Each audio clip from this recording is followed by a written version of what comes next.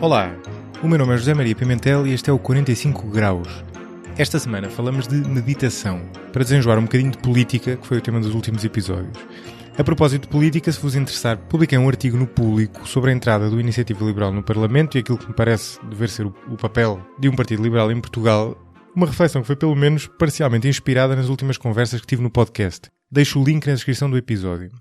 Voltando ao episódio de hoje, o convidado é Miguel Farias, psicólogo experimental, doutorado pela Universidade de Oxford e atualmente professor na Universidade de Coventry, também no país do Brexit. A investigação do convidado incide sobretudo na área da psicologia da crença e da espiritualidade, e foi daí que resultou o livro de que é coautor e que serviu de mote à conversa. O livro chama-se The Buddha Pill, ou no título português, Como a meditação pode, ou não, mudar a sua vida. E é uma análise aprofundada da ciência por trás da meditação, com uma abordagem detalhada e que vai, de certa forma, contra a euforia que existe atualmente em relação a esta técnica. O livro é uma viagem pelas experiências do Miguel e da coautora e também pela investigação científica existente e aquilo que ela permite concluir em relação aos efeitos da meditação. Seja os benefícios reais, os benefícios que parecem francamente exagerados face àquilo de que falam os promotores da meditação e mesmo ainda os perigos que esta prática pode trazer a quem a pratica. A conversa foi muito livre e por isso andámos cá e lá entre vários temas. Os efeitos da meditação, claro, mas também o enquadramento histórico nas tradições espirituais hindus e budistas, a espiritualidade no geral e o que isso significa em relação ao funcionamento do nosso cérebro e até a comparação entre a meditação e outras abordagens, como a psicoterapia ou mesmo simples técnicas de respiração que alcançam em muitos casos resultados comparáveis dependendo daquilo de que estamos a falar. Antes de passarmos à conversa, vale a pena explicar rapidamente o que é isto da meditação. Tem sido um tema muito falado nos últimos anos, hoje em dia é quase uma moda, por isso é provável que já tenham apanhado alguma coisa, mas convém deixar aqui uma explicação um bocadinho mais detalhada, porque na conversa acabamos por não fazer essa introdução. A lógica da meditação é basicamente usar uma usar uma técnica específica de concentração para treinar a nossa atenção e aumentar a nossa consciência e dessa forma atingir, ou pelo menos essa é a ideia, um determinado estado mental diferente do nosso estado normal. E isto é a única coisa em comum aos vários tipos de meditação, porque quer a técnica específica, quer o estado que se pretende atingir, variam muito, como vão perceber durante a conversa. A meditação é praticada desde a antiguidade, e um pouco por todo o mundo, até recentemente, sobretudo num contexto religioso, e normalmente enquanto parte do caminho de desenvolvimento espiritual da pessoa. A meditação de que falamos tem, claro, origem oriental, e começou a chegar ao Ocidente, sobretudo a partir do século XIX.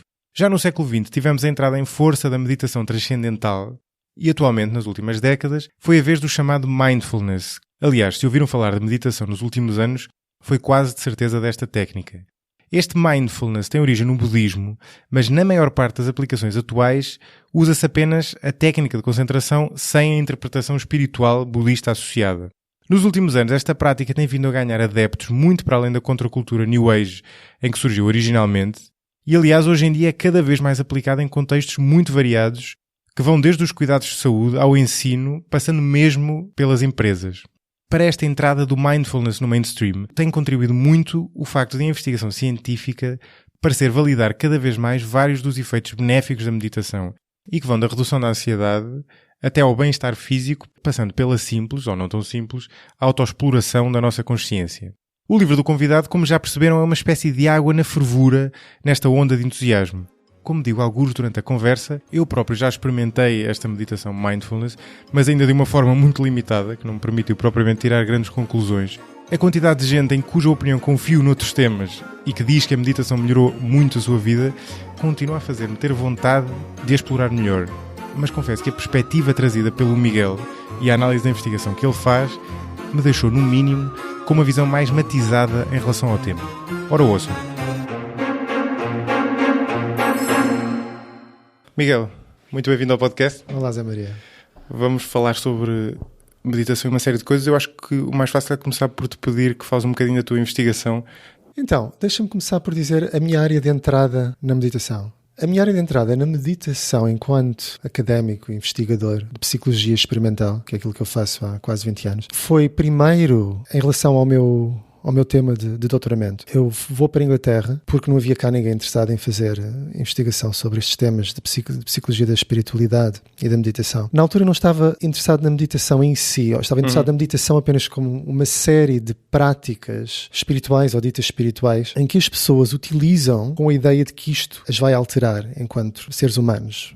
De forma geral, as vai tornar melhores moralmente, mais despertas, mais acordadas, mais evoluídas espiritualmente. Há quem utilize esse tipo de terminologia. O awakening, não é? Exato, exato. Na altura, utilizava-se ainda a designação de New Age ou Nova Era. Essa psicologia, todo esse universo, essa constelação, quer dizer, em praticamente qualquer coisa cabe, desde a astrologia, à meditação, ao reiki, à respiração holotrópica, em que cabe muita coisa. O que é interessante é que muitas das coisas desse universo, que começa por volta dos anos 60 e depois tem antecedentes que são mais anteriores, provavelmente remontam ao finais do século XIX, com a Sociedade Teosófica, que interessaram a muitas pessoas, muitos intelectuais, como o Fernando Pessoa. Mas muitos desses tópicos dos anos 60 eram de contracultura, alternativos, tornaram-se, como a meditação se tornou hoje, algo aceite dentro da cultura mainstream ocidental. Portanto, na altura, a meditação era uma das técnicas que essas pessoas em que eu estava interessado em estudar utilizavam para se conhecerem melhor ou para alterarem o seu estado normal de consciência. Depois, o segundo momento aconteceu passados alguns anos disso, 2011, creio, em que estava num encontro organizado por uma escritora inglesa em Oxford, onde eu fui viver desde 2000. E ela tinha convidado alguém que tinha estado ligado.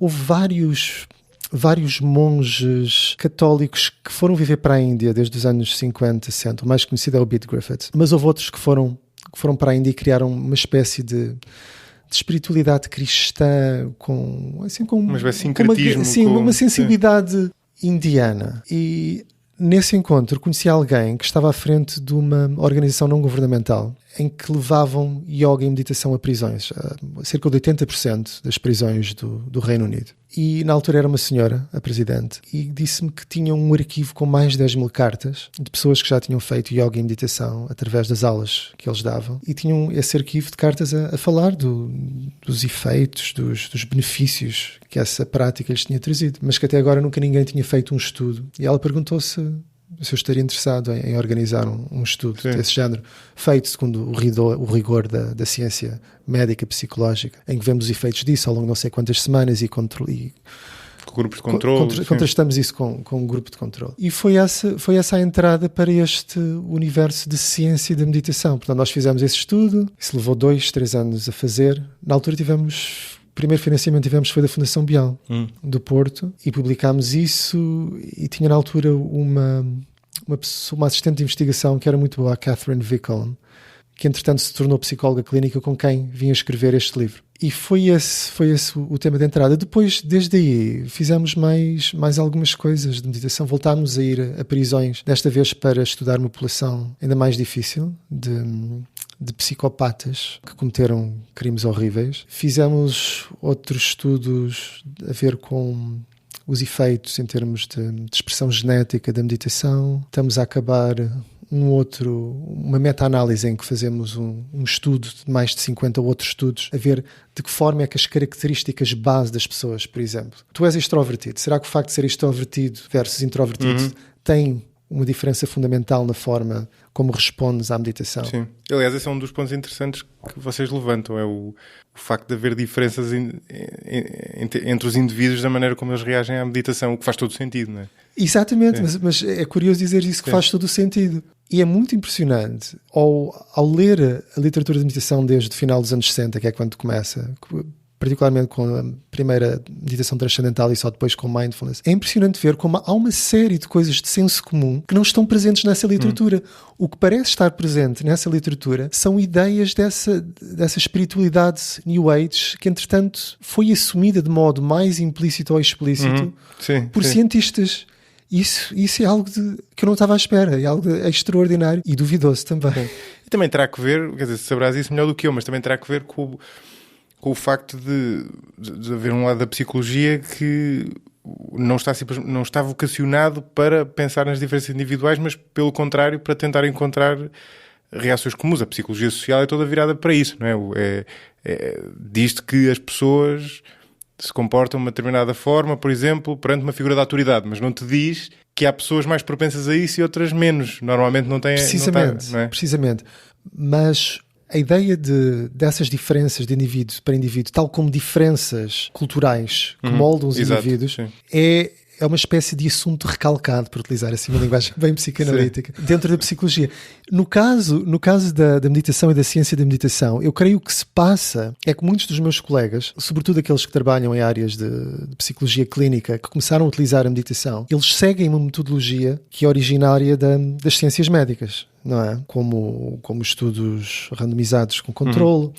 Mas toda a forma deles pensar, como é orientada para isso, assume essa universalidade de efeitos. Exato. Que é uma coisa que dentro da própria ciência médica de ponta está também a mudar muito rapidamente. E estamos a andar muito rapidamente para mesmo uma medicina mais individualizada. Mas é um assunto que incomoda muitos psicólogos, sobretudo agora, porque, como sabes, há poucos anos, foi há 2 ou 3 anos, que saiu um artigo que tenta replicar 100 estudos importantes e a percentagem de sucesso nessa replicação é bastante mais modesta do que poderíamos imaginar.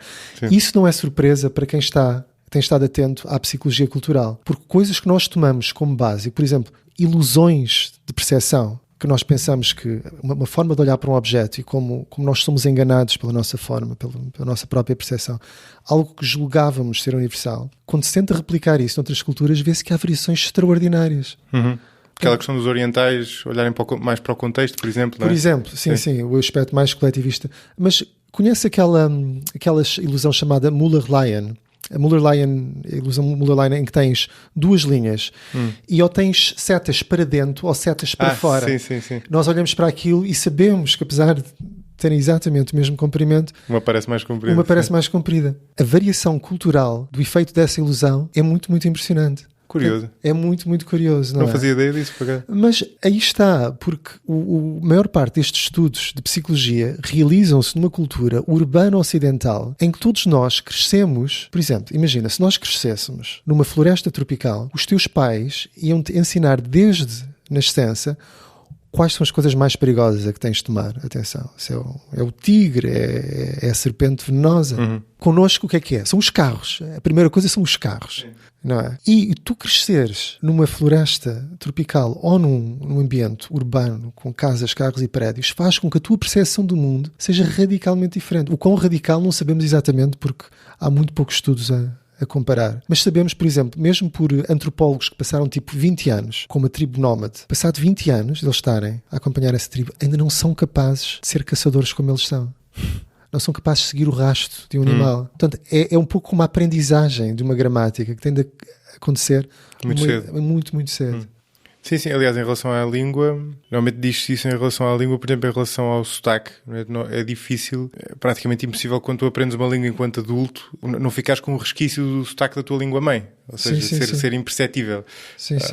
Há quem consiga fazer mais isso, mas é... Só quem é muito dotado linguisticamente. Sim. É difícil, não é? Isso é praticamente impossível. E, portanto, voltando à meditação, começamos com essa assunção universal de que é uma ideia que não existe nas tradições que desenvolveram e criaram a meditação. Não existe essa ideia que há uma prática que serve para toda a gente.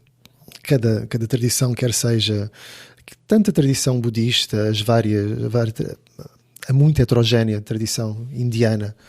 Quando falamos em hinduísmo, são uma série de escolas e filosofias diferentes. Até o próprio cristianismo, judaísmo e islão, há uma série de práticas contemplativas. E a ideia nunca foi que há uma que vai servir para toda a gente. Isso é uma ideia apenas muito, muito recente, que começou com meditação transcendental. Sim, que é a primeira a surgir no Ocidente, não é? Então, ou pelo menos maciçamente, não é? Exato, maciçamente. Maciçamente, e em que surge também a ideia muito clara de que nós vamos estudar isto cientificamente. Nós vamos provar cientificamente que isto tem estes efeitos espetaculares. E é a espetacularidade desses efeitos que tem guiado muita... E depois aumenta brutalmente as expectativas. Não é? Exato. Então, mas espera lá, se calhar faz sentido dar um ou dois passos atrás para explicar o que é a meditação e de onde é que vem, não é? Tu explicas no livro que no fundo há 2 vagas de entrada deste fenómeno no Ocidente, não é? Primeiro com a meditação transcendental e agora com aquilo que se chama mindfulness. Não sei exatamente se tem uma tradução portuguesa.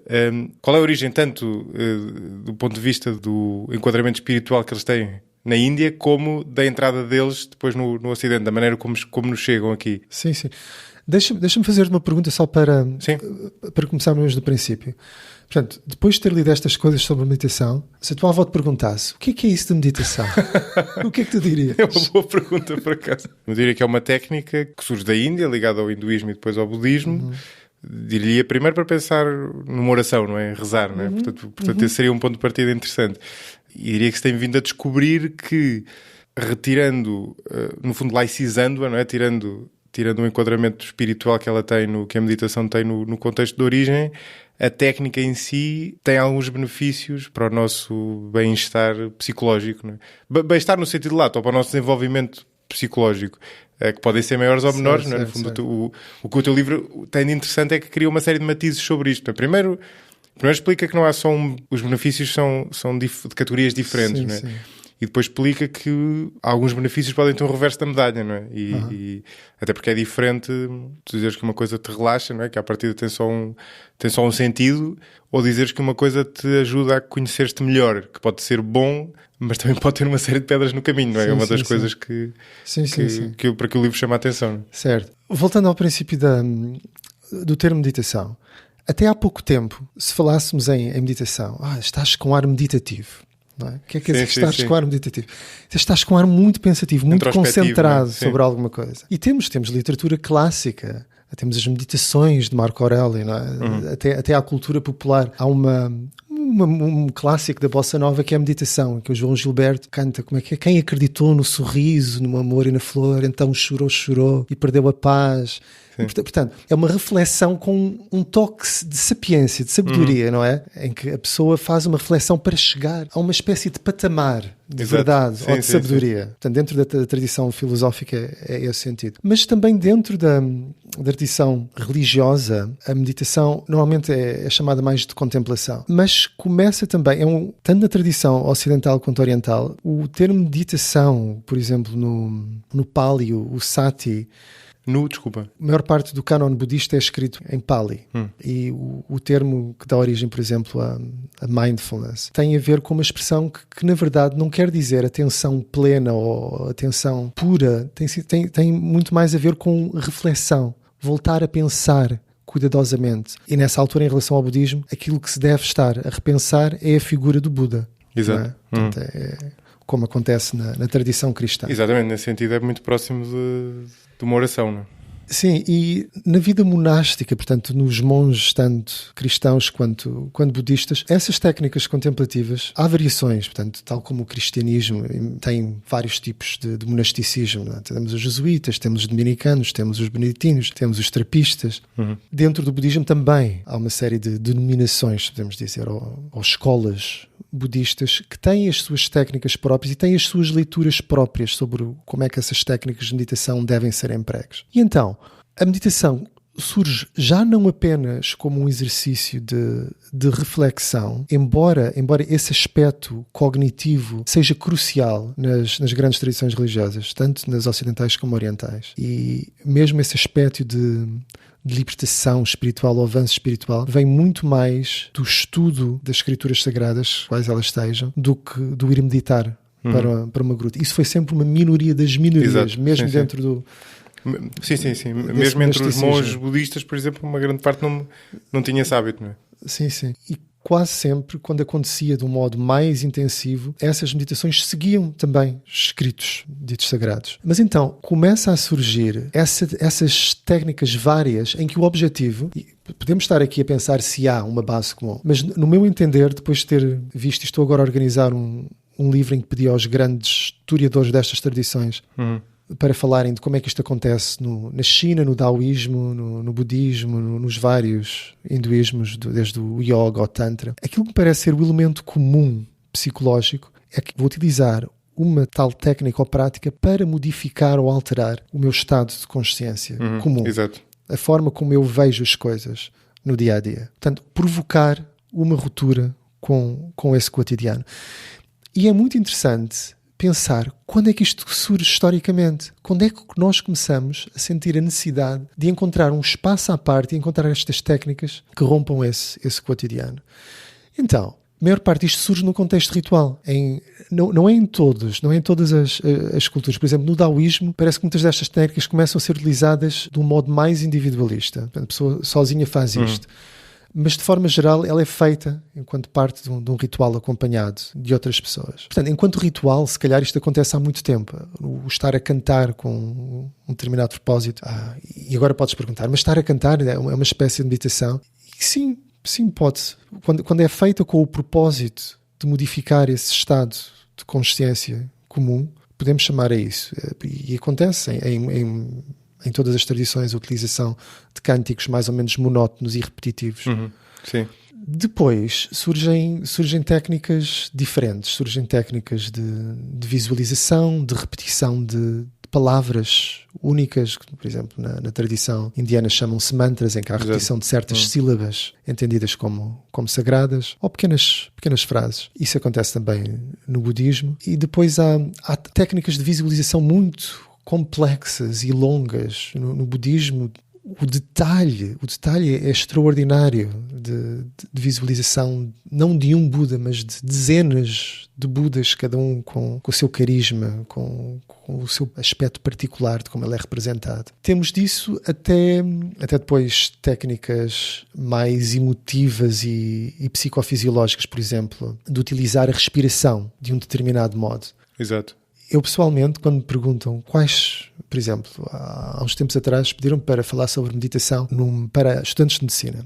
Eles estão muito estressados, há um grande nível de burnout. O que é que eles podem fazer? Devem fazer esta meditação, devem fazer aquela, sobretudo antes dos exames. Aquilo que eu costumo dizer, se é uma coisa para ter um efeito o mais imediato possível, técnicas de respiração é a melhor coisa. De longe. É só criar e há vários padrões que se criam. Sim. Que têm o efeito fisiológico mais rápido. Não, eu também queria ir aí porque eu acho que um exercício interessante é tu, no fundo, tentares pegar nisto a que se dá o nome de meditação e de compô-lo nas suas partes, não é? Eu acho que uma parte tem que ver com isso, não é? O efeito do relaxamento, se calhar, tem mais que ver com a técnica envolver um período de calma em que tu não estás a fazer mais nada e estás focado na respiração, por exemplo, mais do que propriamente depois nos efeitos a mais longo prazo da meditação em si, em termos de alteração da consciência. Sim.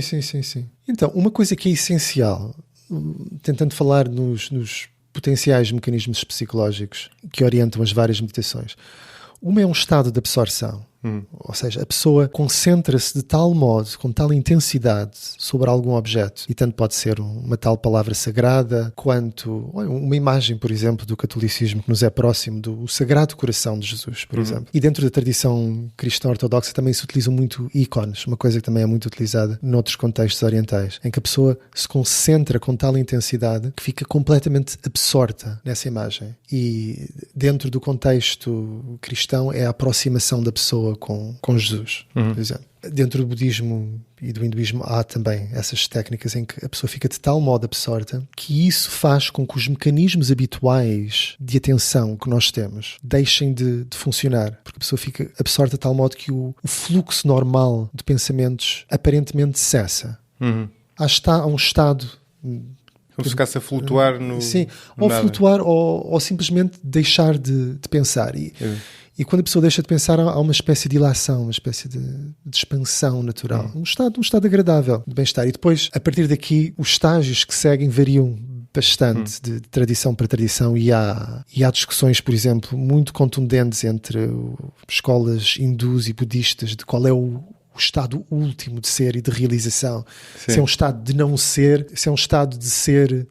No fundo, há aqui dois fenómenos paralelos, quer dizer, que seriam analisados de maneira diferente, porque um é o contexto religioso, não é? Em que, no fundo, até analisando isto de uma maneira mais ou menos evolutiva, o que acontece é que as várias religiões, e nós vemos isso, lá está, tanto no Ocidente como no Oriente, vão percebendo o potencial que este tipo de técnicas têm e o potencial que elas têm de nos colocar num estado contemplativo e mais espiritual, digamos assim.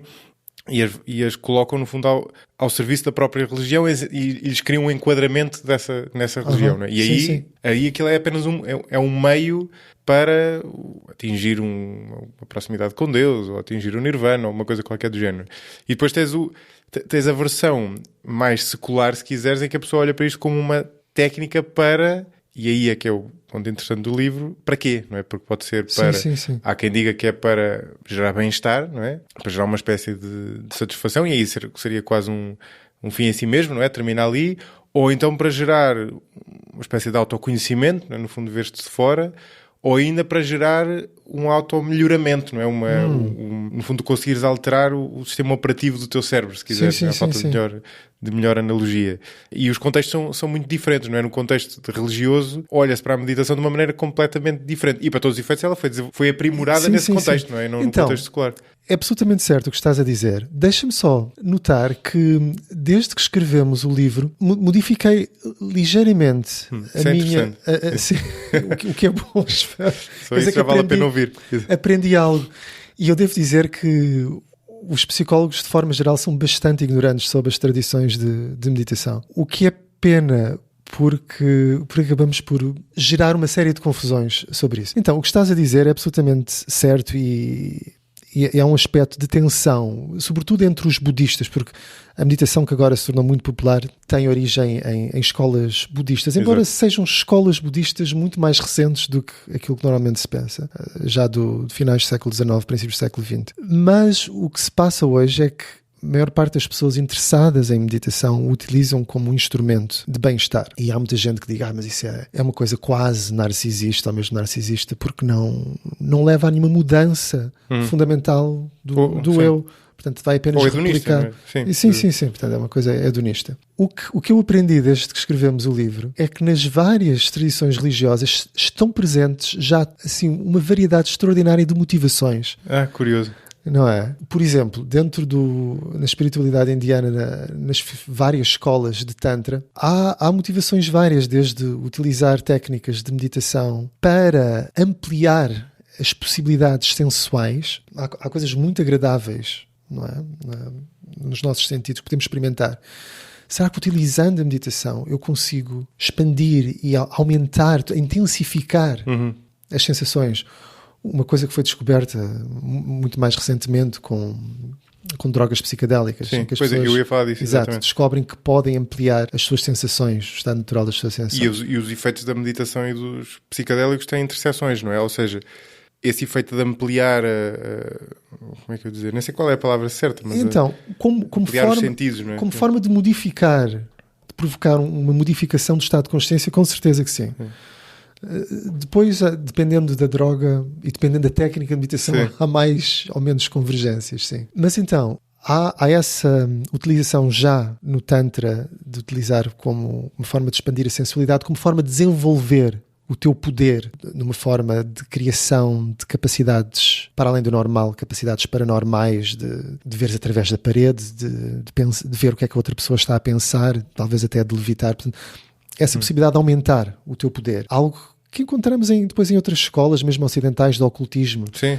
Eu vou aprender, por exemplo, a ideia de que existe um corpo astral. Eu vou aprender a dominar o meu corpo astral. E ideias dessas foram utilizadas, por exemplo, nos Estados Unidos, pelos militares, que tentaram fazer com que alguns soldados desenvolvessem técnicas parapsicológicas, precisamente para aumentar o seu potencial militar. Portanto, há ideias dessas, mas mesmo dentro do taoísmo, são utilizadas técnicas para prolongar a vida física e eventualmente tornar-nos fisicamente imortais. Uma ideia que existe também em algumas escolas de espiritualidade indiana. E aí podemos dizer, a ideia de aumentar a nossa longevidade já está muito mais próxima deste aumentar do nosso bem-estar físico e psicológico que ocorre hoje. Agora, é certo que, de forma geral, com o desenvolvimento das tradições religiosas, houve também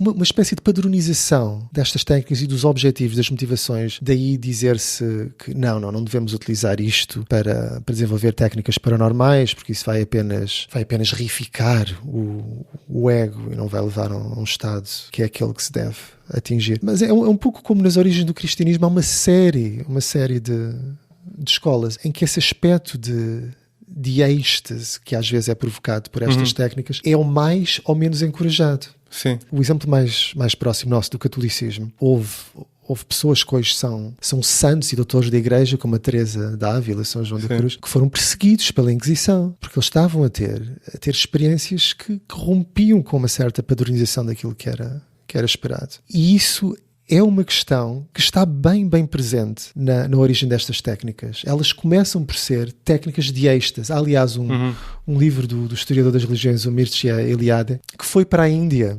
Ele foi para a Índia para estudar sânscrito e apercebeu-se dessa riqueza do yoga e fala dessas técnicas como técnicas de êxtase. E a referência mais antiga que nós temos, a referência escrita a coisas que se aproximam de técnicas de meditação, aparecem precisamente em escrituras indianas, no Rig Veda em particular. Mas a descrição que há são de homens de cabelo comprido, mal lavados, que se comportavam de um modo perfeitamente marginal. Provavelmente eram técnicas contemplativas que estavam associadas com o tomar drogas. Sim. Mas eles aparecem, portanto, imagina, cerca de 3.500 anos atrás, que é o mais antigo que temos. Agora, o que é curioso é que, se nós recuarmos há 10.000 anos atrás, nós temos agrupamentos humanos muito pequenos. Só quando começa a haver agrupamentos maiores é que começa a haver uma certa padronização da vida. Uma padronização no sentido de ser tudo muito mais seguro e vigiado. E parece que há indivíduos que se opõem a essa padronização e a esse controle. Exato.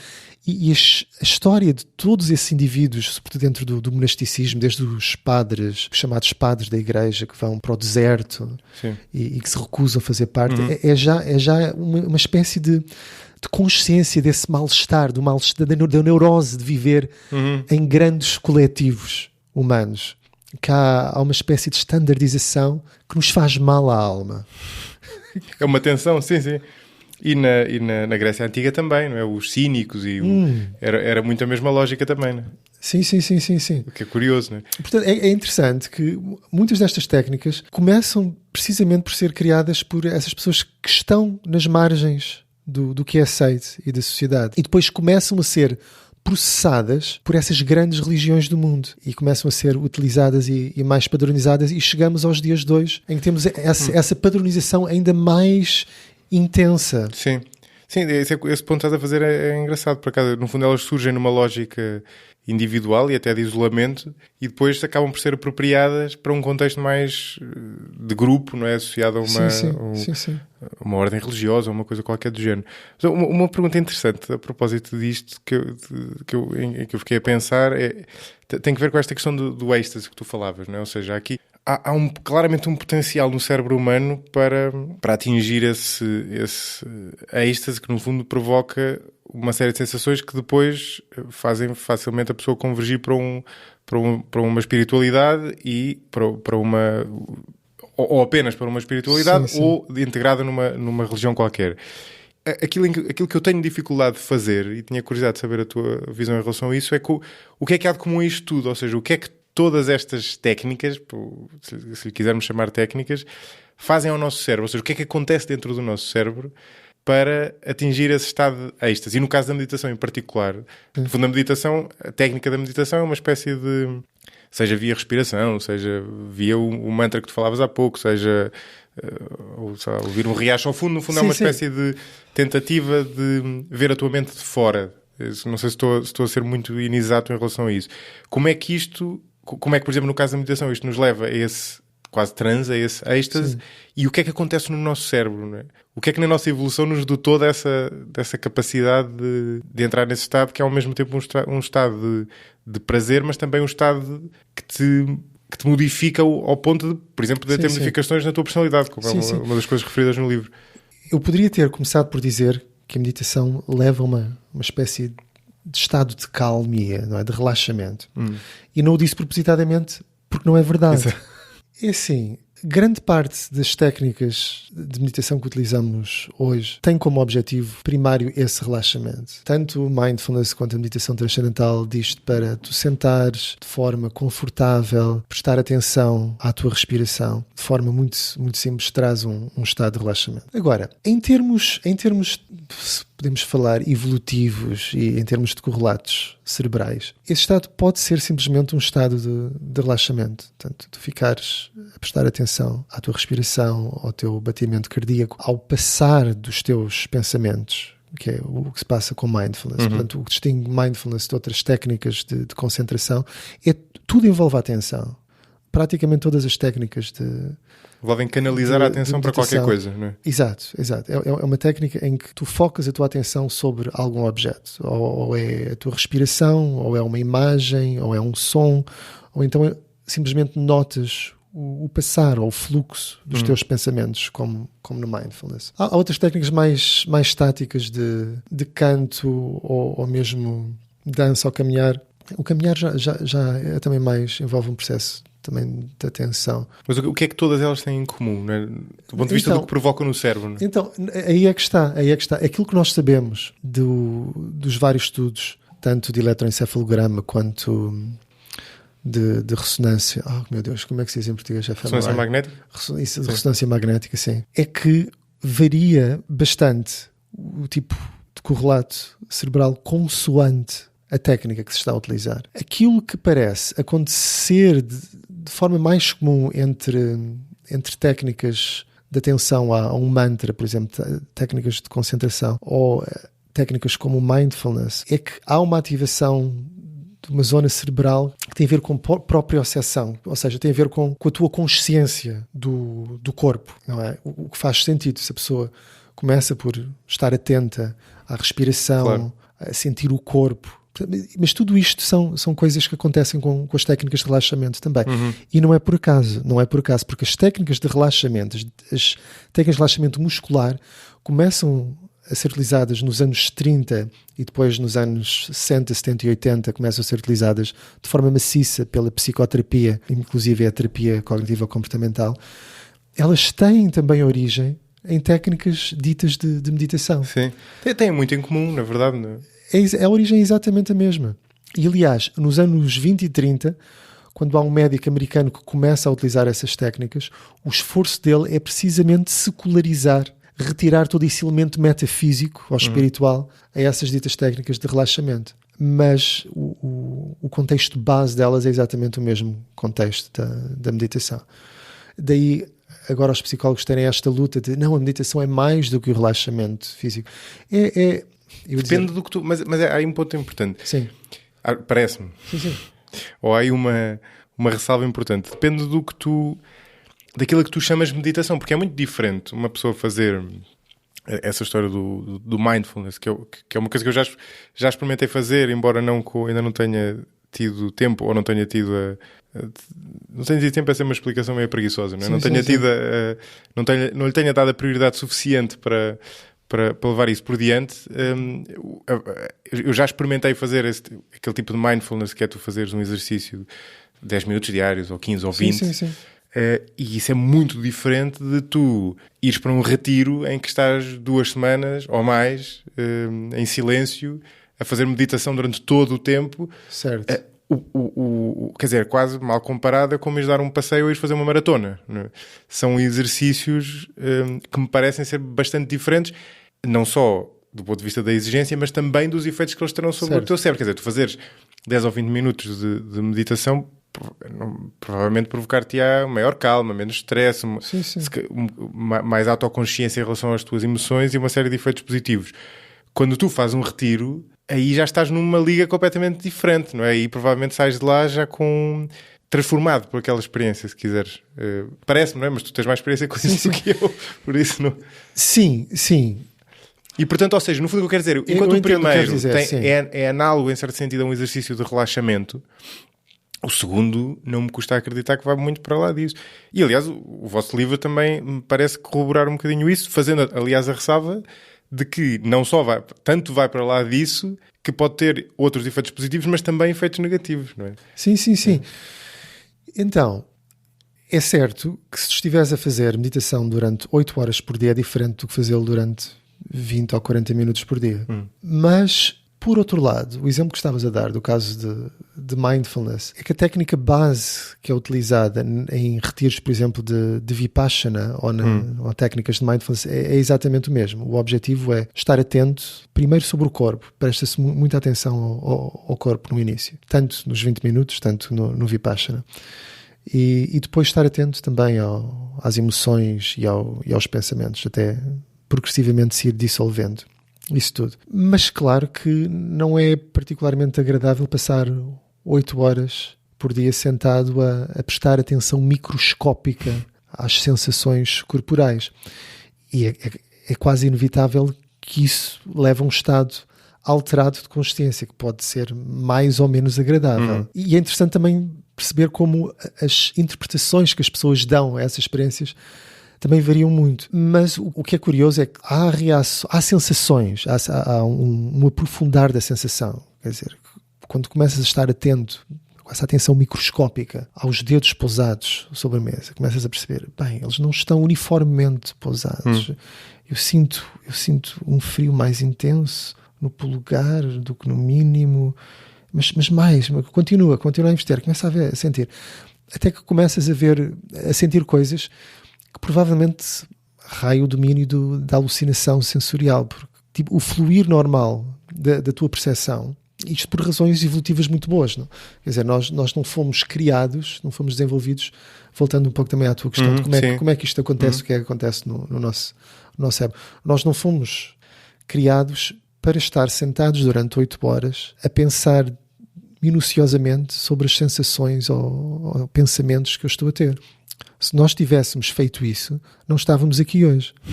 Não é? Porque não teríamos comido, poderíamos ter sido comidos por outro. Por isso, estas técnicas começam apenas a surgir quando há toda uma estrutura social, inclusivamente quando começa a haver uma hierarquia social que protege certas pessoas. Exato. Quando a religião começa também a tomar um papel preponderante e aqueles que se tornam os sacerdotes dessa religião, é-lhes dado um determinado papel. Por isso é que criam-se até situações na Ásia, mas no Ocidente também houve os monges ou eremitas que vivem de esmolas, mas como são tomados ou eram tomados como homens santos, porque eles deixam tudo para estar próximos de Deus, as pessoas de facto alimentavam-nos. Mas só quando existe uma estrutura social que faz com que haja excedentes alimentícios é que é possível. Esse ponto é interessante, por acaso, sim, do ponto de vista histórico, não é? Isto não pode surgir entre caçadores-recoletores, não é? Agora, nós temos estruturas do ser, do existir, claramente também ao nível biológico e cerebral, que nos permitem ter sensações de grande gozo que não sejam meramente sexuais, não é? Quer dizer, por exemplo, um ritual, nós sabemos que o fazer rituais juntos, o estarmos a dançar juntos, ou mesmo fazer simplesmente gestos juntos, isto estimula a produção de endorfinas, beta-endorfinas, que traz essa sensação de relaxamento e bem-estar e que, por outro lado, cria um vínculo social forte entre indivíduos. Portanto, tem esse aspecto benéfico para o grupo também. Agora, é interessante, e nós não sabemos muito, há estudos recentes de ressonância magnética sobre o efeito do LSD, a psilocibina, em que se descobriu que havia algo paradoxal, porque normalmente a pessoa tem um excesso de sensações, vê as coisas de um modo diferente, está a ter muitas imagens, muitas sensações, mas aquilo que se viu é que na verdade há uma redução de forma mais ou menos generalizada das várias regiões do cérebro. A ideia que eu tinha é que era como se parte do cérebro se apagasse e daí a parte que fica, quer dizer, uma analogia se calhar um bocadinho tosca, mas daí a parte que permanece acesa ser aquela que depois domina a tua consciência, não é? E daí aquela questão, o exemplo que davas de olhar para a mão, não é? Da pessoa ter a noção que está a olhar quase como se estivesse a ver-se de fora. Tinha que ver com o facto de ser a parte do cérebro que está associada à nossa noção de posicionamento que fica acesa, mas há outras partes do cérebro que se apagam, não é? Sim. Eu não sei, corrijo-me se estiver enganado. Eu li a certa altura sobre isso, até comparando a meditação com as drogas psicadélicas, como provocando ambas esse mesmo efeito, não é? De quase sair do teu próprio corpo. Então, eu creio que o problema aqui é que nós muito rapidamente começamos a pensar de forma simbólica e metafórica o que se passa no cérebro, porque é a nossa forma também, a forma como evolutivamente nós chegamos aqui. Sim. Nós construímos narrativas, e como o cérebro, as regiões do cérebro têm nomes esquisitos e nós não sabemos bem exatamente o que é que se passa, é um pouco como matemática. E na verdade todos estes cálculos são no fundo computações matemáticas. Nós começamos a pensar de forma mais simbólica do que real. E esse é um exemplo disso.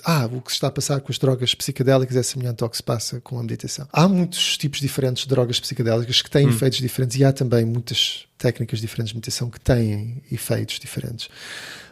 Creio que há um perigo quando começamos a pensar que, e há sugestões em alguns desses artigos, que as drogas psicadélicas levam uma espécie de tábula rasa em que a nossa percepção se torna mais virgem ou mais pura. Que é uma coisa que está presente dentro de alguns escritos e até a poesia mística, desde William Blake até Alberto Queiro, ver o mundo como se fosse uma criança recém-nascida, não é? E não é para dizer que não haja alguma coisa de verdadeiro nisso, mas temos de ter cuidado porque é muito difícil separar a ideia poética ou simbólica daquilo que se está a passar. Isto lembra-me um pouco, há alguns anos atrás eu conhecia um físico que teve uma carreira normal, mas que depois se dedicou à espiritualidade e escreveu alguns livros sobre espiritualidade e física quântica. E quando eu depois conheci físicos teóricos da mecânica quântica, lhes perguntei sobre isto, eles olhavam para mim muito espantados e diziam, assim um pouco como um professor primário fala com uma criança: não, Miguel, tudo isto é matemática, não, toda e qualquer comparação que possas fazer é perfeitamente simbólica ou poética. Eu acho que temos de ter cuidado com isso. Não é para dizer que não haja dentro da experiência, tanto dos psicadélicos quanto da meditação, algo que nos liberta e que nos leva a lugares que têm alguma semelhança com um estado, é difícil agora dizer, um estado quê? Um estado mais puro ou mais infantil. E aqui temos de ter cuidado, porque, mas por aí exemplo, já é simbólico, sim, aí contigo, sim. Freud falava da experiência religiosa, inclusive da experiência cósmica, oceânica, como um estado regressivo. Um estado não só infantil, mas inclusivamente até intrauterino. Sim. Aí já é estar a tentar explicar aquele estado à luz de uma suposta causalidade que pode não fazer sentido, não é? Sim. Agora, parece-me ser um facto que este tipo de técnicas pode ter, e quem diz isto, diz os psicadélicos e uma série de outras maneiras, podem ser maneiras de aceder à tua consciência de uma maneira que normalmente te está vedada. Ou seja, dando aqui até um passo atrás.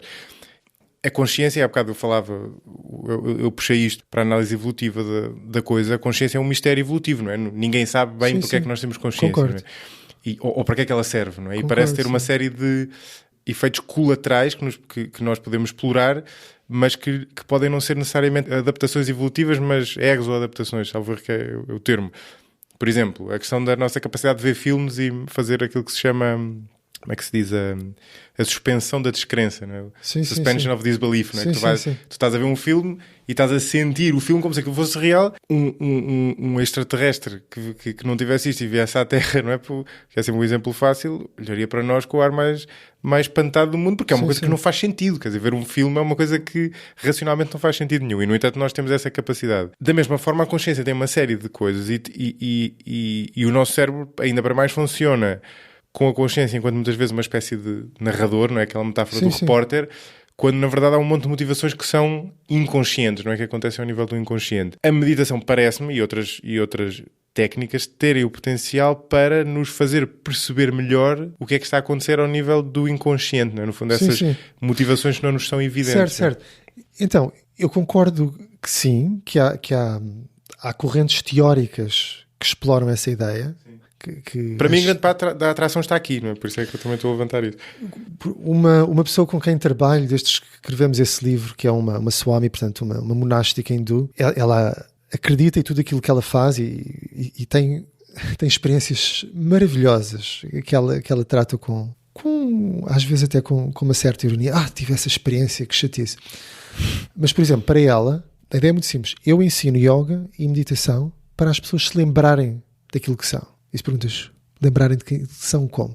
Não, lembrarem que elas são o um, que não há diferença nenhuma entre nós entre todos. o Miguel e o Zé Maria, entre o... Pois, mas aí já é uma interpretação espiritual da coisa, não é? Já... Então, mas ela diz que não. Ela diz que se a pessoa tem a experiência da unicidade das coisas, que é muito, muito claro, e que toda a nossa crença de que nós somos diferentes é apenas uma ilusão, que nós nos esquecemos da verdade fundamental do nosso ser. Se mudarmos isto para um contexto cristão, a maior ilusão, se podemos, ou o maior pecado, é o nosso afastamento de Deus. Daí termos aproximar do exemplo, seguirmos o exemplo de Jesus para haver essa santificação ou a divinização do humano, que está entre o macaco e o anjo, diz Teixeira de Pascoais, por exemplo. Portanto, há essa ideia de ascese implícita em quase todas estas técnicas, que nós estamos num meio termo. Não é? Somos animais, mas temos essa faísca espiritual ou até divina, angélica, e que depois, dependendo da tradição, isso torna-se mais ou menos dualista, no sentido de que há uma tensão entre forças. Há forças que te conduzem mais para o lado animal e há outras que te conduzem mais para o lado espiritual. Dentro da tradição cristã ortodoxa, eles têm um esquema psicológico muito bem montado, em que as várias motivações que tu tens, que também acontece no hinduísmo, todos nós temos várias motivações, mas são motivações mais ligadas à matéria, à sexualidade. E quanto mais nós insistimos nisto, mais atenção prestamos a isto, mais elas se tornam reais. E depois eles falam nos demónios, mas estes demónios muitas vezes são entidades mais psicológicas do que maléficas, metafísicas em si. Este, por acaso, é engraçado, porque isto é um tema particularmente difícil de discutir, porque muitas vezes não é claro aquilo de que nós estamos a falar. Sim. Este reaproveitamento da meditação pela ciência ou por pessoas com um mindset científico, se quiseres, foca muito aquela questão da consciência que eu aludi há pouco, não é? Ou a tua capacidade de perceberes aquilo que está a decorrer dentro do teu cérebro e que tu no dia a dia não tens acesso. Mas a meditação também tem, da mesma forma que os psicadélicos e as danças e uma série de outras coisas, também tem um potencial que se calhar é um nível à frente, ou se calhar é simplesmente isto, mas visto de outros olhos, claro. De te provocar esse transe em que tu te sentes, tens uma série de experiências que podem ser interpretadas de uma maneira espiritual. Para alguém ateu como eu não ponho a hipótese de as interpretar de outra forma, não é? Portanto, se quiseres, há aqui um axioma inicial que eu tenho e que impede o meu raciocínio de chegar para aí. Alguém que seja crente dir-te-á que faz todo o sentido que aquilo seja interpretado dessa forma, porque aquilo é uma experiência real, não é? Nisso eu estou contigo. Eu diria que a maior parte das pessoas que fazem meditação usufruem apenas como um estado de relaxamento. Outras abrem-se portas que ou produzem estados de maior consciência de si ou experiências bastante agradáveis, mas outras abrem-se portas inesperadas ou se lembram de traumas que tinham esquecido ou têm experiências muito desagradáveis. Pode provocar alucinações também, por exemplo? Alucinações é um termo depreciativo, mas visões não ordinárias. Pode provocar, nos casos mais extremos, pode provocar até crises agudas psicóticas. Sim. Por exemplo, no nosso livro, o capítulo sobre a noite da meditação surge precisamente de uma antiga aluna minha que foi professora de yoga durante não sei quanto tempo e tinha feito já muita meditação, e um dia faz um retiro 2 dias de meditação em que tem um estado psicótico agudo que depois degenera numa depressão profunda e leva tipo 10 anos a tratar-se disto. E é uma coisa que sabemos cada vez mais mesmo da literatura científica, porque começámos a perguntar, começámos a ver que isto acontece, começámos a perguntar às pessoas. Imagina, se perguntamos a 2 pessoas que fazem meditação regular, descobrimos que cerca de 20% delas já tiveram alguma experiência desagradável. E estas experiências desagradáveis variam. Pode ser uma experiência emocionalmente desagradável ou fisicamente. Há pessoas que começam com tremores, com crises de ansiedade, até do lado mais extremo, episódios psicóticos, que são mais raros. Agora, porquê é que isso acontece? Pois, exatamente. Nós não sabemos, a verdade é que não sabemos. A explicação, há 2 explicações fáceis, que essa pessoa já tinha algum problema psicológico, e isto simplesmente como se tivesse levantado as comportas. Exato. E portanto aquilo que já era difícil tornou-se insuportável. Dos estudos de caso que temos mostram que mais de metade das pessoas que tiveram experiências mais difíceis, tipo psicose, estados de psicose, de alucinação, de mania, que não tinham qualquer problema de saúde mental antes de terem tido isto. A segunda explicação fácil é de que isto faz parte da tua evolução, ou psicológica ou espiritual. Então, quer dizer... E pode ser verdade. Acho que aqui temos uma atitude moderada, se a pessoa vai à psicoterapia, não é? Pode-lhe acontecer o mesmo. A psicoterapia, portanto, a dois, é uma espécie, muitas vezes, uma espécie de contemplação auxiliada, em que a pessoa inevitavelmente, se aquilo funciona, é porque a pessoa descobre alguma coisa sobre si da qual não estava consciente. E através dessa consciência consegue lidar com isso de um modo diferente. Há muitos psicoterapeutas que diriam que isso é o máximo que a psicoterapia faz. Torna a pessoa consciente de algo e simplesmente a consciência disso faz com que ela possa lidar consigo mesma e com a realidade de um modo diferente. É como trazer uma coisa do inconsciente para o consciente, não é? Sim. Eu acredito muito pouco na autonomia, na liberdade individual. Há tantos fatores, desde biológicos a sociais, que nos constrangem de tal modo que a maior parte das vezes a nossa margem de liberdade está simplesmente em tomar consciência de, olha, é isto, pronto, é assim. Mas nessa pequena margem já faz muita diferença. E se calhar é precisamente nessa margem que surgem grande parte das manifestações artísticas, que é uma espécie também de contemplação, de reflexão sobre nós mesmos e sobre a nossa condição humana. Só para acabar com a história do cérebro, por exemplo, uma coisa que se falava muito é que estados de meditação levam a uma reatividade menor da amígdala. A amígdala que muitas vezes é associada com estados de medo e de ansiedade. E aí, novamente, mesmo nas técnicas de mindfulness, varia. Portanto, há alguns estudos que apontam que sim, que há uma redução da atividade, portanto, que a pessoa tem... Mas enquanto está a fazer ou depois? Enquanto está a fazer. E depois, dos dois modos. Mas não são todos, mesmo todos os estudos utilizando a mesma técnica, não se encontra esse denominador comum. Também não, pois, e também não é o nome do vosso livro em inglês é engraçado, por acaso até acho mais bem conseguido do que no em português.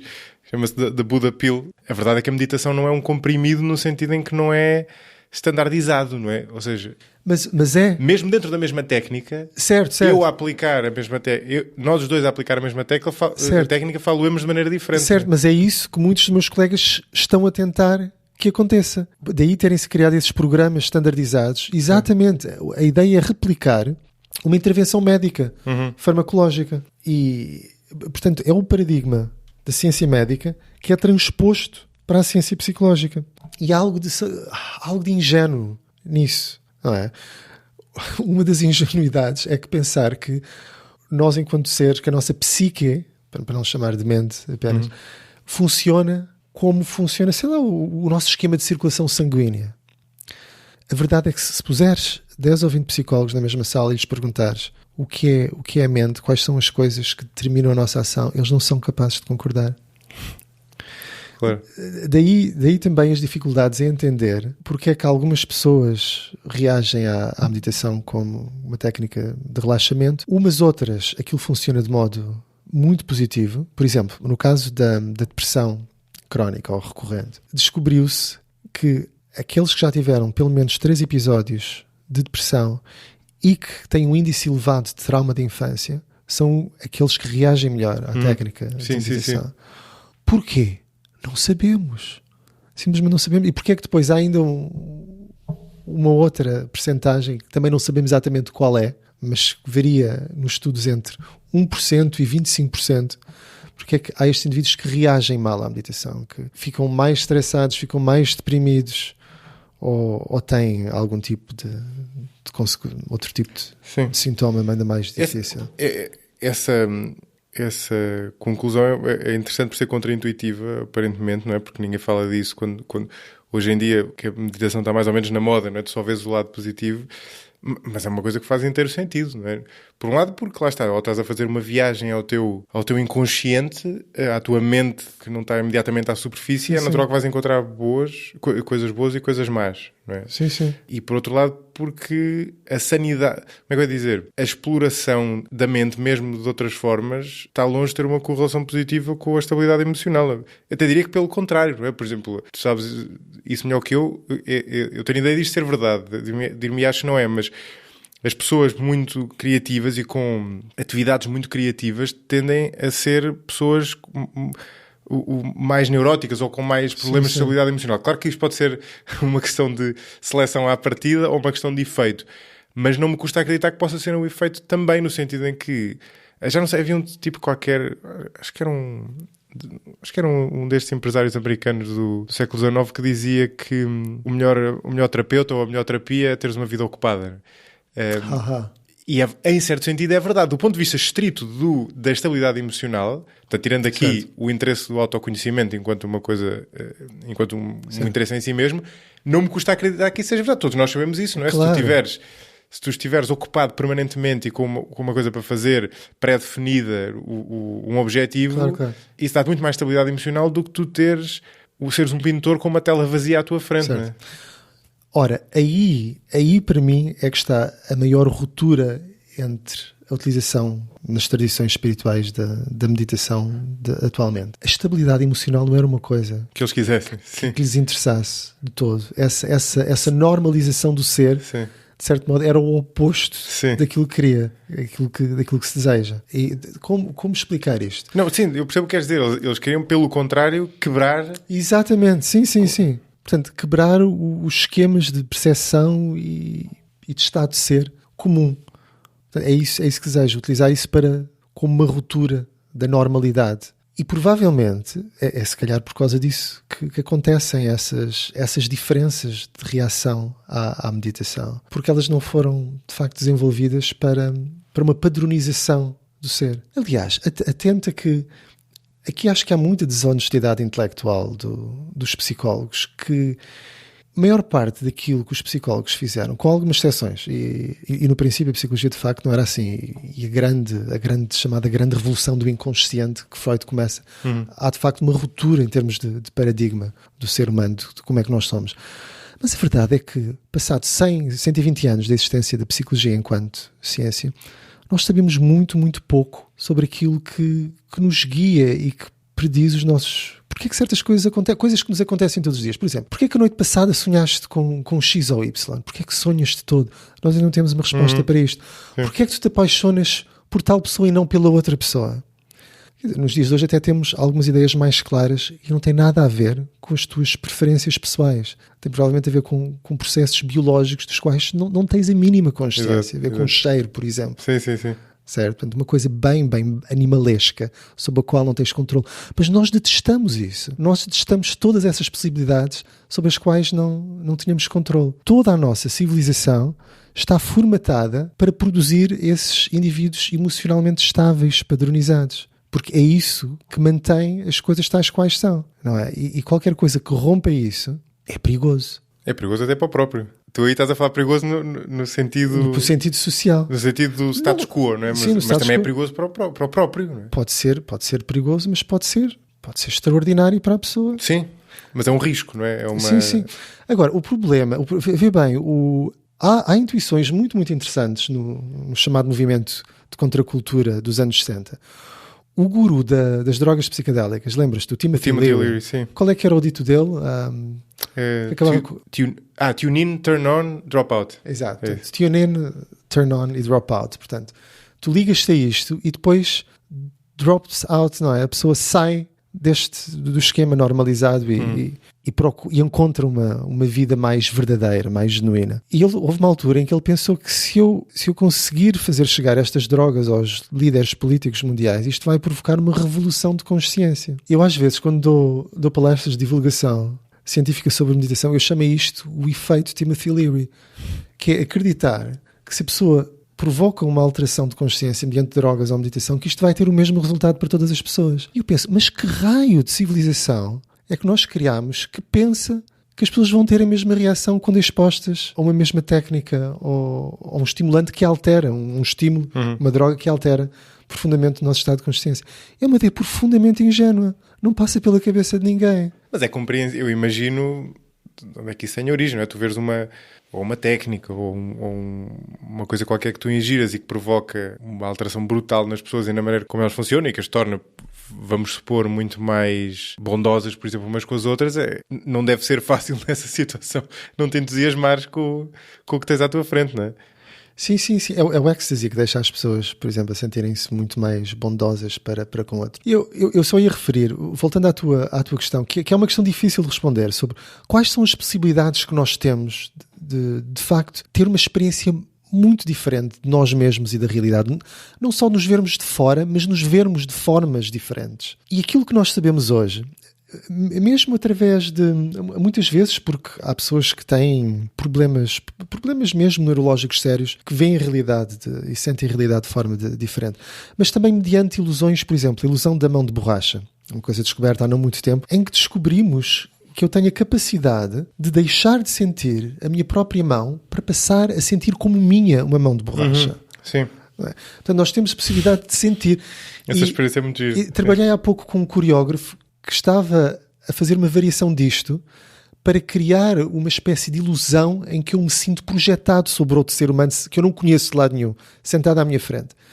E ele conseguiu. Eu experimentei aquilo com ele e que de facto consegue-se. Portanto, nós estamos munidos biologicamente de possibilidade de ter uma experiência de realidade muito diferente daquela que normalmente temos. E isto foi constrangido culturalmente e pelas religiões.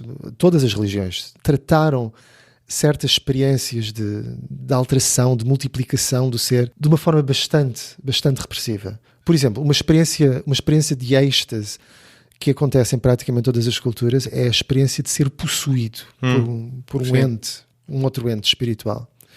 Nós olhamos para isso com muita suspeita. Acontece, por exemplo, dentro da cultura brasileira, é muito comum nas religiões afro-brasileiras. Mas acontece agora, por exemplo, em muitas igrejas pentecostais evangélicas em que a pessoa também ou é ungida pelo Espírito Santo e fala em línguas e perde a consciência, ou então é possessa também por demónios. Portanto, há tudo isto, mas é uma coisa que nos incomoda profundamente. Aliás, a ideia de nos dividirmos ou podermos ser vários é tida como algo patológico, porque rompe precisamente essa normalização. Mas, voltando a pensar no caso bastante excepcional de pessoa que cria com todo o aprimoramento estes eus, não apenas como exercício intelectual, mas como a possibilidade de se sentir e de se viver de um modo diferente. Um pouco como se fossem reencarnações diferentes, mas a acontecer na mesma vida. Aí está novamente a nossa capacidade e a nossa procura de nos experienciar de outros modos. Só que, ainda agora, se nós olhamos para isso, poeticamente é muito interessante, mas em termos psicológicos é uma coisa extremamente perigosa. Olha só o que é que dava agora para o Zé Maria pensar que é um engenheiro naval. Sim. E o Pessoa era particularmente neurótico, portanto eu não sei, mesmo ele não se pudesse, se calhar prescindia de alguns desses efeitos, não é? Tem a ver com aquilo que estávamos a falar há bocadinho, não dá necessariamente bem-estar, não é? Sim. Mas espera aí, em relação àquilo que estavas a dizer há bocadinho, eu não sei se percebi bem, porque há uma coisa é a maneira como tu olhas para todos esses fenómenos, se eles são uma ilusão ou são reais. Outra coisa é reconhecê-los ou não é? Aquilo que me parecia acontecer há uns séculos é que tu aceitá-los implicava que os fosses aceitar como reais, não é? Mas hoje em dia o nosso cérebro é capaz de uma série de coisas, não é? E a nossa consciência, até pelos constrangimentos evolutivos em que surgiu, não é? Não é propriamente um computador, é uma coisa que foi sendo desenvolvida pela evolução, cujas regras não são uma regra de desenvolver uma coisa perfeita, mas sim desenvolver aquilo que se vai adaptando ao meio ambiente da maneira mais eficiente. É perfeitamente normal que a nossa consciência nos permita ter uma série de experiências completamente diferentes, não é? Desde logo essa questão do possuído, ou de transe, ou de... Os sonhos, quer dizer, não é preciso ir mais longe. Os sonhos que toda a gente tem são uma variante disso. Os meus sonhos são ultra bizarros, não é? E presumo que os de toda a gente também seja. Agora era interessante descobrir se que eram só os meus. Até porque nos sonhos, lá está, aquilo que acontece é justamente partes do cérebro, de novo, isto provavelmente é muito simplista, mas partes do cérebro desligarem-se, não é? E portanto é como se se houvesse mais latitude para coisas inverosímeis acontecerem, não é? Que na tua vida normal não acontece, ou pelo menos tu tens um discernimento diferente. Mas deixa-me enfatizar o ponto que estavas a fazer. Muito disto tem a ver não só com a experiência, mas com a interpretação da experiência. Estou de acordo. Mas mesmo se tivermos uma interpretação puramente secular, materialista, podemos ter experiências muito fora do vulgar. Agora, é verdade, lembro-me que há o Benny Shannon, por exemplo, um psicólogo cognitivo israelita, que tem um livro fabuloso sobre os efeitos da ayahuasca, que ele descobriu por acaso e depois tomou mais de 100 vezes para tentar perceber o que é que se passava. Sim. Uma vez encontrei numa conferência em que ele falava que, a certa altura, ele dava por si a tocar piano quando não sabia tocar piano e a curar outras pessoas sem fazer ideia do que é que estava a realizar. E eu perguntava, mas então acredita nessas coisas? Ele olhou para mim, acreditar como? Não acredita que há uma realidade, uma espécie, uma metafísica? E disse, não, eu sou um judeu secular, não acredito em nada disso. Mas toda a forma como ele expressava aquilo tratava-se de uma série de experiências completamente fora do espectro da normalidade. Sim. Mas, contudo, de uma forma quase defensiva, ele dizia, não, eu sou um judeu ateu, não acredito em nada disso. E aí eu creio que nós somos muito mais ambíguos do que queremos admitir. Gostaríamos de admitir e de ser. E isso tem a ver porque, há alguns milhares de anos para cá, fomos moldados e condicionados desse modo. Eu gosto muito daquele primeiro, acho que é o primeiro livro do Nietzsche, As Origens da Tragédia, em que ele diferencia entre uma forma dionisíaca e uma forma apolínea do ser, em que, portanto, aquilo que nós desenvolvemos nos últimos milhares de anos é essa forma apolínea, portanto, mais contemplativa, mais... Apolínea de Apolo? De Apolo, sim, a forma mais estruturada, enquanto a forma dionisíaca é a forma mais estática, mais caótica, em que mais facilmente se esboroam os limites, as fronteiras entre o eu e os outros e o universo. E quando isso acontece dentro dessas experiências, elas são mal vistas. Primeiro são mal vistas ou são vistas com cuidado. Primeiro são mal vistas com um certo cuidado pelas estruturas religiosas e depois pelas aquelas estruturas que substituem as estruturas de policiamento do que é normal e anormal, que são as estruturas médicas, psiquiátricas e psicológicas. Claro. Que é aquilo que nós psicólogos somos os novos padrecos, não é? As pessoas vêm-se confessar a nós como faziam. Sim, claro, exatamente. Sim, é verdade. Essa questão, o lado social tem que ver com a ordem, não é? Com a manutenção da ordem. Sim. E isso são tudo coisas que vão contra essa manutenção da ordem. Sim. Bem, e dentro de nós também se calhar tem a ver com isso. E o que é interessante na meditação é que ela tem tanto o aspecto de Apolo quanto de Dionísio. Ela tem tanto o aspecto da contemplação regrada que relaxa, que modera, que faz com que a pessoa tenha um controle maior sobre as emoções, como tem também a outra coisa que é mais estática e mais difícil de controlar. Sim, engraçado esse ponto, por acaso. E aí, dentro das tais tradições religiosas, há aquelas figuras que se soltam, ou são ermitas, ou são os santos, os chamados santos loucos, que irritam também. Há um filme lindíssimo russo sobre uma comunidade ortodoxa, monástica, em que há precisamente um desses santos loucos que irrita toda a gente dentro da comunidade, porque ele é capaz, por um lado, tem reações que rompem a norma, por outra, ele tem a capacidade de ver coisas que os outros não veem, ou vê o futuro, ou vê coisas dentro das pessoas que elas próprias não são capazes de ver.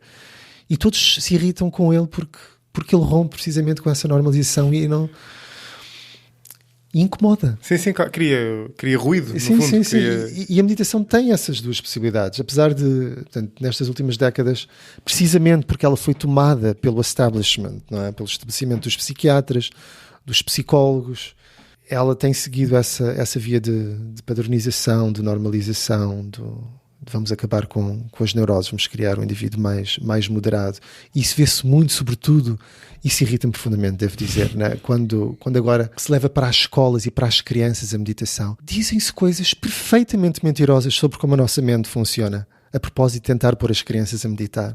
Tipo o quê? Vi uma vez, até foi num pequeno documentário cá em Portugal, que aparecia alguém numa destas escolas a dizer: vocês pegam num frasco de água e diz, uma garrafa de água, Quando vocês acordam, as vossas mentes são puras e cristalinas como esta garrafa d'água.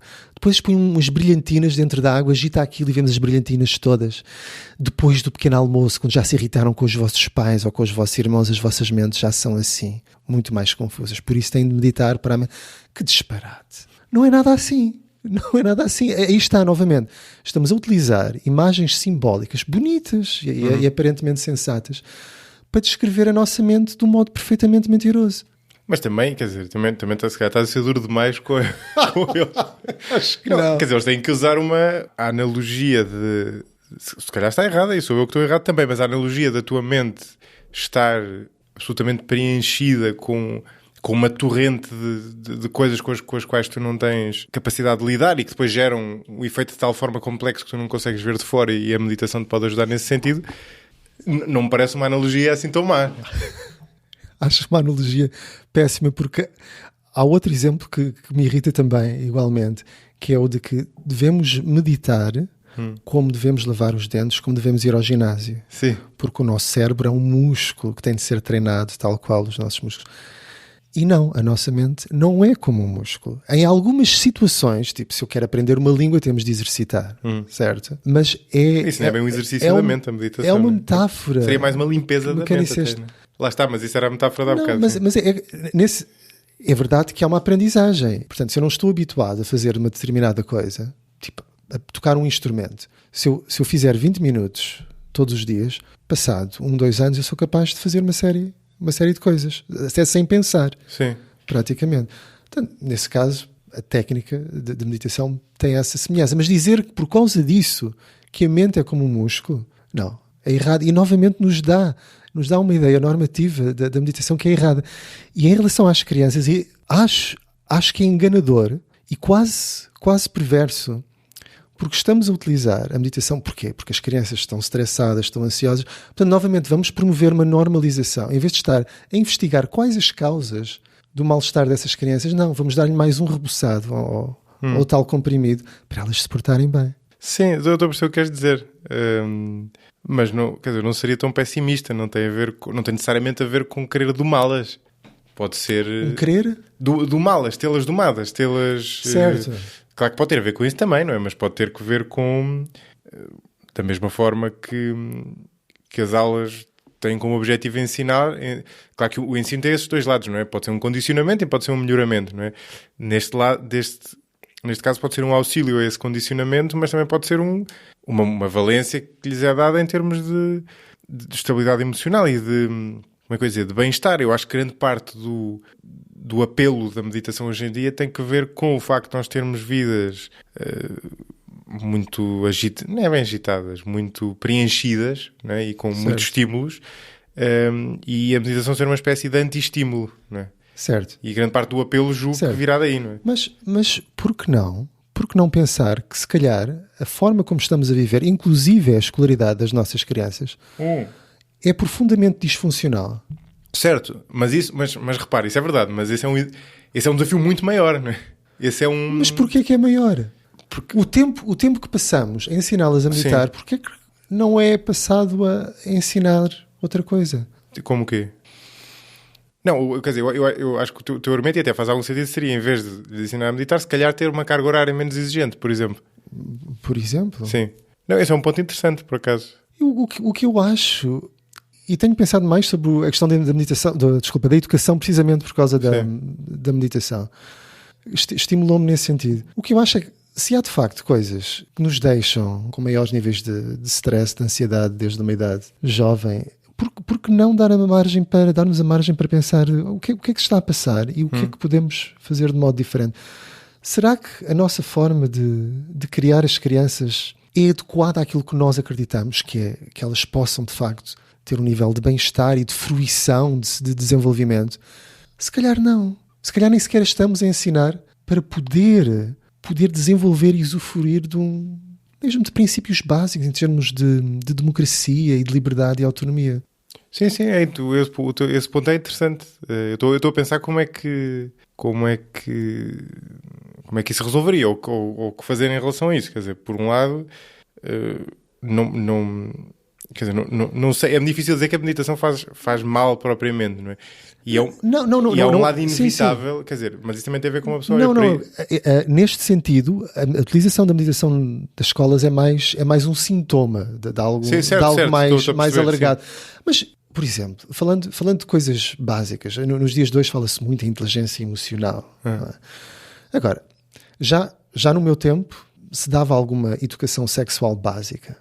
Agora, educação relacional, certo? Porquê que eu sinto uma atração por determinada pessoa? O que é que eu faço em relação a isto? Qual a importância que lhe devo dar? Não há praticamente. Tenho estado a perguntar a professores todos os países que vou. Sim. Nada, não se faz, ou nada, ou praticamente nada. Sobre isto. Uma coisa que vai dominar a maior parte da nossa vida adulta. Curioso dizeres-me isso, porque ainda no outro dia estava a falar com um amigo que me estava a dizer, que também tinha falado com alguém que estava a comentar que nunca... É curioso e não sei se a resposta certa a isto seria incluir isso no currículo propriamente, mas ele dizia que era curioso que nós, em nenhum momento da escola, tinha dado a qualquer luz em relação à escolha, por exemplo, de relações amorosas, por exemplo. Sim, sim. E que, claro, como tu dizias, tem um impacto enorme, não é? Porque quer dizer, se tiveres uma relação monogâmica e tiveres filhos e não sei o quê, será a pessoa que vai estar contigo, mesmo que não seja para o resto da vida, pelo menos durante um tempo grande. Mesmo que seja mais do que uma pessoa ao longo do tempo. E, no entanto, em nenhum momento é dada nenhuma luz em relação a isso, sendo que, como tu aludias há pouco, isso funciona a maior parte de uma maneira inconsciente e não de uma maneira consciente, e que tem que ver, lá está, com estruturas biológicas que estão relacionadas com os cheiros, ou que estão relacionadas com, como é que eu dizer, até a própria fisionomia da pessoa, proporções, sei lá. Do lado das mulheres, por exemplo, a altura do mês, por exemplo, de acordo com o ciclo menstrual, por exemplo, também tem um efeito enorme, e são coisas que em nenhum momento nos são ditas, não é? Que é engraçado. Não, aí está. Novamente, são coisas que nos incomodam. Nós preferimos continuar a passar às crianças, de modo consciente ou inconsciente, mitos de eles casaram-se e foram felizes para sempre. Certo? E é isso que as crianças vão replicar. Eu vou me apaixonar por uma pessoa e vou-me casar e vou... Mas isso é uma coisa, Miguel, também há um lado disto que é muito recente o nosso conhecimento de como essas coisas funcionam. Não é? Eu diria que, saberás melhor que eu, mas diria que tem umas décadas. Não é? Esta nossa noção... Uma coisa é o inconsciente do Freud, não é? Que era uma coisa muito mais teórica e que tem bastantes diferenças daquilo que é o fenómeno inconsciente estudado na psicologia hoje, não é? Sim. Ele tinha que ver com os recalcamentos, com uma série de coisas do ego, superego, e não, quer dizer, era completamente diferente. Agora, a nossa noção hoje em dia de que do papel na nossa cognição e na nossa ação de coisas que vêm do inconsciente é relativamente recente, para ele já poder estar, quer queiramos, quer não, refletido no currículo educativo, não é? Porque aquilo que está no teu currículo são coisas que têm séculos. A maneira... Aliás, já não sei, já não é a primeira vez que digo isto no podcast. Eu tinha um professor de História que dizia uma coisa com piada, que as aulas eram provavelmente a instituição mais inalterada que nós tínhamos hoje em dia, porque se fosse ao Liceu do Aristóteles não funcionava de maneira muito diferente do que funciona hoje, não é? E portanto as coisas demoram tempo, não é? Ou seja, demora tempo. Por acaso a meditação até é um exemplo interessante porque faz um bocado um bypass a isso, não é? Acaba por ir autonomamente por começar a surgir, sendo uma coisa ainda muito recente, não é? Mas a maior parte das coisas demoram algum tempo a chegar aos currículos. Mas vê bem, tu tens uma bebé de 8 meses. Quando ela tiver 17, 18 anos, hora de ir para a universidade, a maior parte daquilo que aprendeu será obsoleto.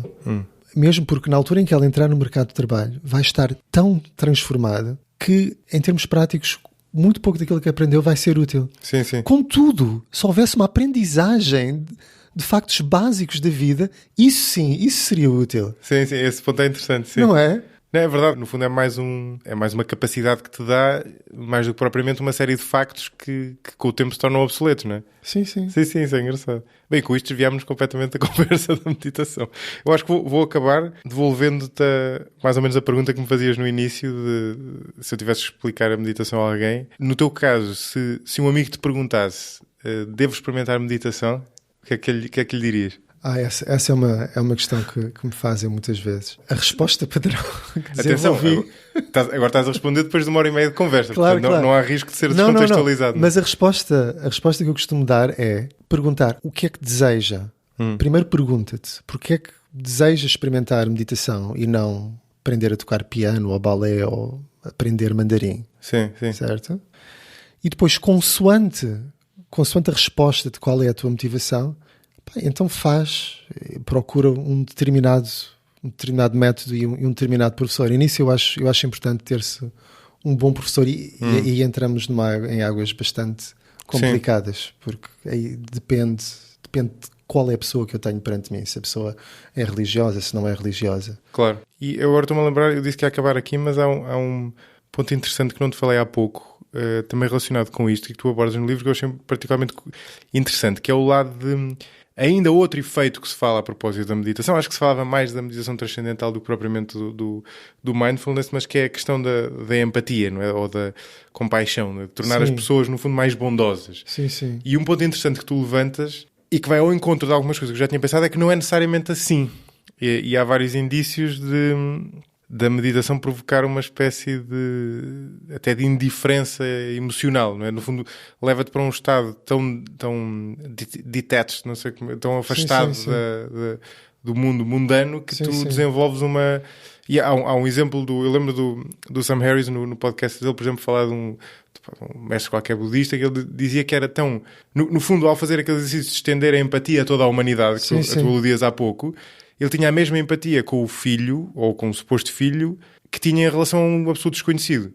Que é uma coisa que parece muito bonita, mas nenhum de nós funciona assim, não é? Porque no fundo significa que o reverso da medalha é que se o filho se o filho dele e uma criança desconhecida estivessem a afogar, ele ficaria indeciso entre qual ir salvar, por exemplo, enquanto para nós seria obviamente o nosso filho. Sim. E eu lembro-me, tu no livro falaste até a propósito da tua própria experiência a meditar, de sentires tu próprio esse efeito, uma espécie de... No fundo eu interpretei, mas pode não estar correto, como uma espécie de...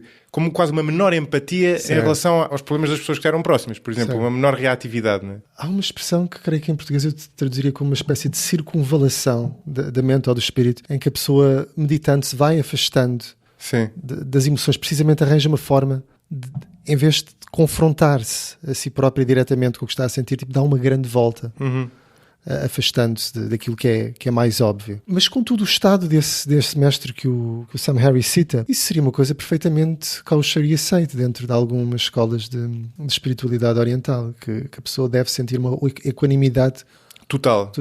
Sim. Por isso, dentro desse contexto, não é algo extraordinário. Mas não há um lado disso de poder... Como é que eu ia dizer? As emoções, aliás, a palavra emoção, o étimo é de movimento, não é? Ou seja, as emoções são aquilo que nos faz agir. Não é? Sim. E ao tu criares um afastamento em relação às tuas emoções, também ou isso pode provocar com que sejas menos ativo, menos... Esse é um problema que estava muito presente nesse tipo de espiritualidade New Age, é que havia uma incapacidade extraordinária das pessoas de se organizarem e fazer qualquer tipo de ação social, por exemplo. Sim, e havia uma coisa, eu acho que tu contas isto no livro, posso estar a tirar do sítio errado, mas que era alguém que até comentava que tinha tido uma experiência com um mestre budista, se calhar era hindu, não é? E esta pessoa vê de fora, parece tudo mais ou menos o mesmo, que é sempre uma injustiça, e ele dizia qualquer coisa que aquilo era uma tolerância sem empatia ou uma coisa deste género, porque ele dizia que contava, por exemplo, falava do sofrimento de alguém a esse monge, por exemplo, e ele tinha uma total passividade em relação a uma situação que a uma pessoa normal lhe provocaria repulso, ou medo, ou empatia, ou uma série de coisas. Ele estava tão afastado, no fundo, das suas emoções, que aquilo lhe provocava quase uma indiferença. Sim. Isso lembra-me a crítica do escritor inglês, o Chesterton, que ele torna-se católico a certa altura e tem um livro interessante, mas polémico, por outro lado, em que ele fala dos sábios budistas representados com os olhos fechados, enquanto que os santos cristãos têm os olhos abertos e acesos, com uma chama viva. Portanto, enquanto que os budistas deixam de interagir com o mundo real, os cristãos não. É interessante, mas é também um pouco estereótipo, não é completamente verdadeiro o que ele diz.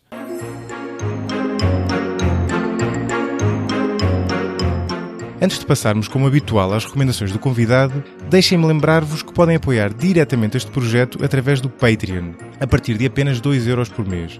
Visitem o site no link que encontram na descrição deste episódio, www.patreon.com/45°, e vejam os benefícios associados a cada modalidade de contribuição. Se não puderem apoiar financeiramente, o que percebo perfeitamente, podem sempre contribuir para a continuidade do 45 graus avaliando nesta mesma aplicação em que estão a escutá-lo e divulgando o podcast com amigos e familiares. Muito obrigado pelo vosso apoio e agora, de volta à conversa. A conversa já vai longa. Vou-te pedir a recomendação do livro. O livro, para claro. encerrarmos. Claro. O livro é A Queda do Céu, do David Copenhague. Ele escreve isto com um antropólogo francês, mas são, na verdade, as palavras dele. Foi publicado pela primeira vez em França, depois foi traduzido para português no Brasil, está publicado também nos Estados Unidos em inglês. Eu creio que é um livro que é um pouco como... Imagina que vem um habitante de Marte ou de Vênus e que escreve sobre como é a vida dos humanos, portanto, visto completamente de fora. Ele é uma pessoa que se torna um ativista político e vem ao Ocidente. Portanto, vai às Nações Unidas, vai ao Parlamento Europeu, inglês, francês. Ele dá-nos um retrato completamente fresco e diferente da nossa forma de ser, que nós não conseguimos ver porque está na nossa pele. Sim. Portanto, ao mesmo tempo que nos fala de coisas, da forma dele ver o mundo, em que há coisas muito curiosas. Por exemplo, não há uma fronteira muito, muito tenue entre o mundo dos sonhos e o mundo acordado. E eu não entendo como é que isto é, mas parece ser vivido, parece que não é apenas simbólico. Parece que é muito, muito concreto. Mas depois ele fala com espanto, e isto é enfaticamente repetido por ele. Parece que nós vivemos dominados por um demónio da ganância, que queremos mais e mais e mais, que não há fim ao nosso desejo de querer. E dá imensos exemplos de como ele vê à nossa volta. E é verdade, só que nós, como está na nossa pele, sim, nós não pensamos nisso. Claro, sim, é giro isso. Sim. E, aliás, isso em si mesmo é um tema, seria um tema interessante para um episódio. Portanto, ele é originalmente um índio, um indígena, não se deve dizer, um indígena Yanomami, que depois se tornou um ativista político. Sim, curioso. Pois, e tem essa perspectiva de vista de fora, né? Sim. Essa crítica é uma crítica normal, mas no caso dele deve ser muito interessante porque tem uma perspectiva está absolutamente a ver de fora, não é? E precisamente porque ele vem de uma sociedade pequena, mas muito igualitária. Ele não percebe como é que, em certos lugares, pessoas não têm espaço para viver ou não é preciso pagarem pela água. Claro, sim. Tudo lhe é estranho. Claro que giro. Está bem, Miguel. Obrigadíssimo. Gostei muito. Sim, olha, obrigado por teres vindo. Obrigado, eu.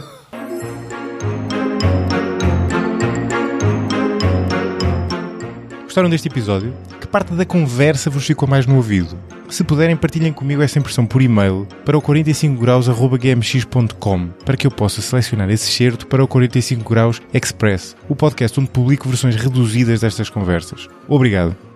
O 45 Graus é um projeto tornado possível em grande medida pela comunidade de mecenas que o apoia. Mecenas como Gustavo Pimenta, Eduardo Correia de Matos, João Baltazar, Salvador Cunha, Duarte Dória, Tiago Leite, Joana Faria Alves, João Manzarra, Mafalda Lopes da Costa, entre outros cujos nomes encontram na descrição deste episódio. Até à próxima.